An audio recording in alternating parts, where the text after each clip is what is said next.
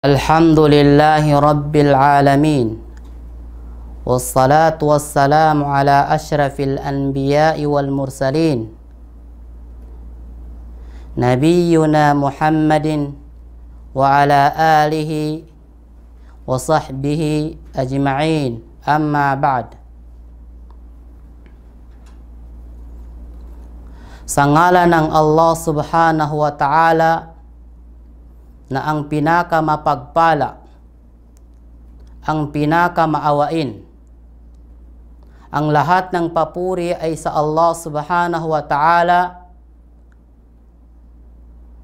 ang pinaka marangal at pinaka mapagmahal at tagatustos ng sanlibutan.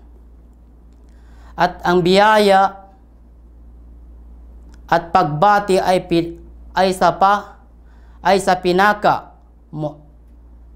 mahal nating propeta Muhammad sallallahu alaihi wasallam at maging sa kanyang pamilya at mga tagasunod.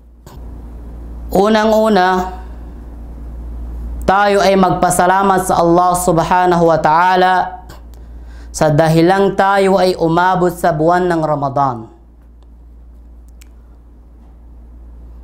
Ang buwan na mayroong napakalaking biyaya sa atin lahat. Mga kapatid sa pananampalatayang Islam, bago ko simulan sa inyo ang aking gustong i-share sa inyo sa video na ito, ay nais ko kayong batiin ng tulad ng pagbati sa Islam.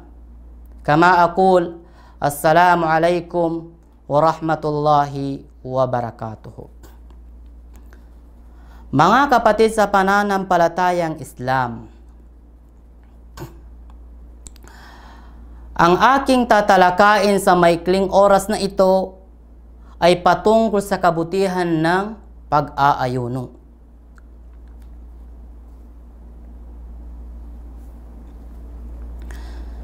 Sinabi ng propeta Muhammad sallallahu alaihi wasallam sa kanyang hadith, Bunyal Islam ala khamsin, shahadatu an la ilaha illallah wa anna Muhammadan Rasulullah, iqamus salah, ita'uz zakah, wa sawm Ramadan, wa hijjul bait man istata'a ilaihi sabila. Ang Ramadan o ang pag-aayuno ay kabilang sa 5 haligi ng Islam. Kaya ang pagsasagawa nito ay napakahalaga at napaka-importante at obligado sa isang mananampalataya sa Allah subhanahu wa ta'ala. Mga kapatid sa pananampalatayang Islam, ang buwan ng Ramadan ay pinakamainam sa lahat ng mga buwan, sapagkat ang buwan na ito ay buwan ng pagpaparami ng ibada, kathratul ibada. Pagpaparami ng ibada o pagsamba sa Allah subhanahu wa ta'ala. At itong buwan na ito ay buwan ng pagpipigil sa sarili mula sa pagkain o pag-inom, paggawa ng mga kasalanan at iba pa. At tinatawag ding ito na Shahrul Quran o buwan ng Quran at pagbabasa ng Quran. At tinatawag din ito na buwan ng Shahr It'am at Ta'am, ay pagpapakain ng mga taong nag-aayuno. At itong buwan na ito ay tinatawag din nila na buwan din ng Shahr al-Maghfirah. Tinatawag na Shahrul Maghfirah. Ibig sabihin ng Shahrul Maghfirah ay paghingi ng kapatawaran o pagbabalik loob sa Allah subhanahu wa ta'ala. Mga kapatid sa pananampalatayang Islam, Ang pag-aayuno ay pinag-uutos ng dakilang Allah subhanahu wa ta'ala. Saan ipinag-uutos? Ipinag-uutos ng Allah subhanahu wa ta'ala sa kanyang mga alipin. Sapagkat sinabi ng Allah subhanahu wa ta'ala mula sa banal na Quran. Sinabi ng Allah, Ya ayyuhalladhina amanu, kutiba alaykumus siyam, kama kutiba alal ladhina min qablikum, la'allakum tattaqun. Sa pinakamalapit nitong kahulugan, o kayong mga nananampalataya sa Allah subhanahu wa ta'ala,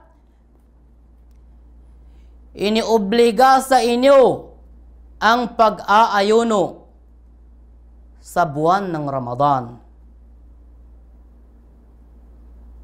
Tulad ng pag-obliga sa mga nauna sa inyo upang madagdagan ang inyong pagkatakot sa Allah subhanahu wa ta'ala. Ang ibig sabihin ng aya na ito ay ipinag-uutos ng Allah subhanahu wa ta'ala sa mga mananampalataya sa Kanya ang pag-aayuno sa buwan ng Ramadan, tulad ng pag-uutos sa mga nauna sa atin upang madagdagan ang ating takwa sa Allah subhanahu wa ta'ala. Mga kapatid sa pananampalatayang Islam,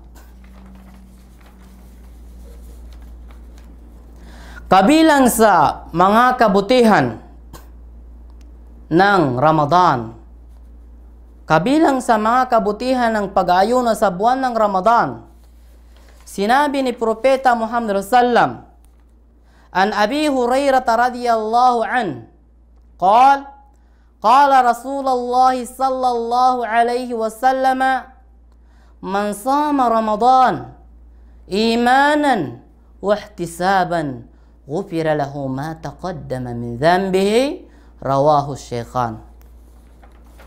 Ang hadith na ito ay isinalaysay ni Abu Hurairah radhiyallahu an, kalugdan nawasya ng Allah subhanahu wa ta'ala, na ang Propeta Muhammad sallallahu alaihi wasallam ay nagsabi, sino man sa inyo ang mag-aayuno sa buwan ng Ramadan, na ang kanyang pag-aayuno ay pagsunod sa Allah subhanahu wa ta'ala at pagmamahal sa Allah subhanahu wa ta'ala, ay pinapatawad ng Allah subhanahu wa ta'ala ang mga nauna niyang nagawang kasalanan. Subhanallah. So napakalaking biyaya sa atin ito mga kapatid, ang pag-ayuno sa buwan ng Ramadan. Subhanallah. So kabilang sa mga hadis na binanggit ng Propeta Muhammad sallallahu alaihi wasallam sa mga kabutihan at kahalagahan ng pag-aayuno. Sa hadis na ito, na isinalaysay ni Abu Hurairah, an Abi Hurairah radhiyallahu an, anna Rasulullah sallallahu alaihi wasallam qala, idza jaa Ramadan futihat abwabul jannah wa ghulliqat abwabun nar wa suffilatis syayatin, rawahu Muslim. Sa malapit niyang kahulugan ang hadith na ito, sabi ng Propeta Muhammad sallam, isinalaysay ni Abu Hurairah, kalugdan nawasya ng Allah subhanahu wa ta'ala, katiyakan ng Propeta Muhammad sallallahu alaihi wasallam kanyang sinabi, kapag dumating ang buwan ng Ramadan, putihat abwabul jannah. Ibig sabihin ng putihat abwabul jannah ay bumubukas ang pintuan ng mga paraiso. Subhanallah. Wa ghulliqat abwabun nar, at sinasara ang pinto ng mga impyerno. Wa suffilatis syayatin, ang mga syaitan, yung mga demonyo ay nakagapos. Subhanallah. So napakalaking gantimpala sa atin ito. At reward ng Allah subhanahu wa ta'ala sa mga nag-aayuno. Subhanallah. So kabilang sa binanggit ng Propeta Muhammad sallallahu an Abi Umamah radhiyallahu an qala ataitu Rasulullah sallallahu alaihi wasallam faqult murni bi amrin akhudhuhu ank faqala alayka bis-sawm fa innahu la mithla lahu. Rawahu Nisa'i. So ang hadis na ito ay sinalaysay ni Abi Umamah kalugdan na wasya ng Allah subhanahu wa ta'ala.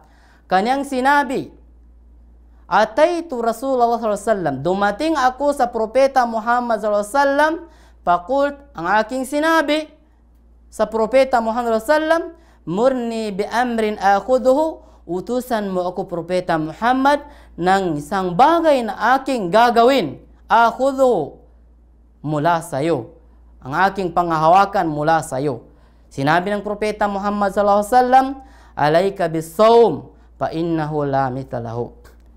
So nararapat sa iyo na mag-ayuno ka, sabi ng Propeta Muhammad sallallahu alaihi wasallam. Katiyakan ang pag-ayuno ay la mithla lahu, walang katulad. Kaya mga kapatid, ang pag-ayuno ay walang katulad. Kaya ano ang dapat natin gawin? Bigyan natin ng halaga ang buwan na ito na dumating sa atin. So napakalaking bisita sa atin lahat ito. At napakalaking zair sa lahat ng mga mananampalataya sa Allah subhanahu wa ta'ala. Ang bisita na ito na dumating sa atin ay hindi para sa mga Arabo.